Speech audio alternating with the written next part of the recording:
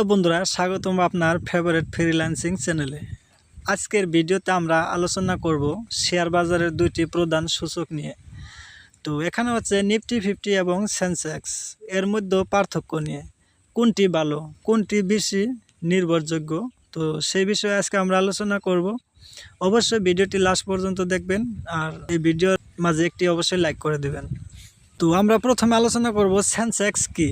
তো সেন্সেক্স বা sensitive index হলো বোম্বাই স্টক এক্সচেঞ্জ। তো এটার যেটা মূল নাম হচ্ছে বিএসই। তো বিএসির ফুল ফর্ম হচ্ছে বোম্বাই স্টক এক্সচেঞ্জ, এর প্রধান সূচক। এতে থাকে ভারতের 30টি কোম্পানির শেয়ার, ঠিক আছে। তো এই কোম্পানিগুলো হলো ভারতীয় অর্থনৈতিক পীরদণ্ড, যেমন Reliance, TCS, HDFC, ICICI bank ইত্যাদি।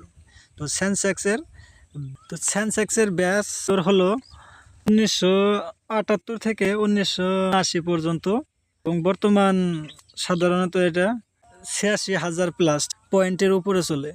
আর এইদিকে নিফটি 50 এনএসই। তো এনএসির ফুল ফর্ম হচ্ছে ন্যাশনাল স্টক এক্সচেঞ্জ। এতে থাকে 50টি সেরা কোম্পানি। নিফটির ব্যাস ইয়ার হলো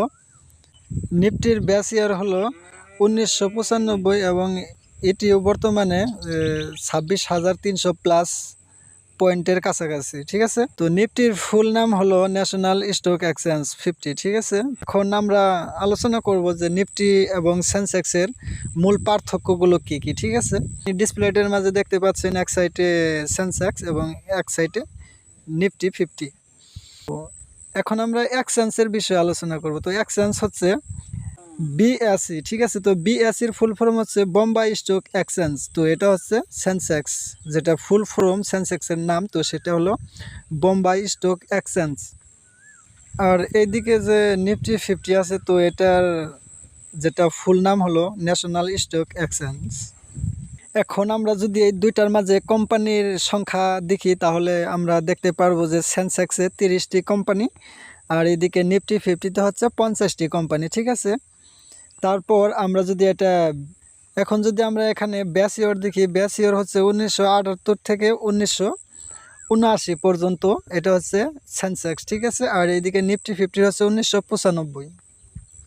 তো বর্তমান 2025-এ যেটা ব্যাস ইয়ার, তো সেটা হচ্ছে 86,000 প্লাস সেন্সেক্স। তো আর এদিকে নিফটি 50 হচ্ছে 26,300 প্লাস, ঠিক আছে। তো এখানে ডাইভার্সিফিকেশন যদি আমরা দেখতে যাই, তো এটা সেন্সেক্সে কম 30টি কোম্পানি, আর এদিকে নিফটি 50-তে বেশি 50টি কোম্পানি, ঠিক আছে।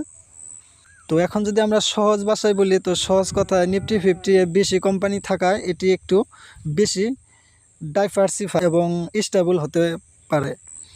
তো কোনটি ভালো যে ইনভেস্টমেন্টের জন্য, ঠিক আছে। তো এখানে যদি আমরা ইনভেস্টমেন্টের জন্য যদি কোনটি ভালো, এখানে কিন্তু দুইটাই নির্ভরযোগ্য, কিন্তু যদি আপনি বেশি ডাইভার্সিফিকেশন চান, তাহলে আপনার জন্য নিফটি 50 ভালো, ঠিক আছে। আর যদি আপনি প্রথাগত স্টেবল ইন্ডেক্স চান, তাহলে আপনার জন্য সেন্সেক্স ভালো, ঠিক আছে। তো বন্ধুরা, এখন হয়তো আপনারা বুঝতে পাচ্ছেন যে নিফটি 50 এবং সেন্সেক্সের মাঝে পার্থক্য এবং কোনটা কিভাবে কাজ করে।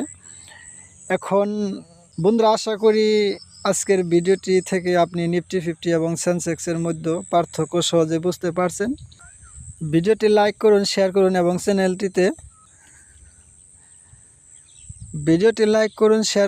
এবং আরও এরকম ফ্রিল্যান্সিং ভিডিও পেতে চ্যানেলটিকে অবশ্যই সাবস্ক্রাইব করুন।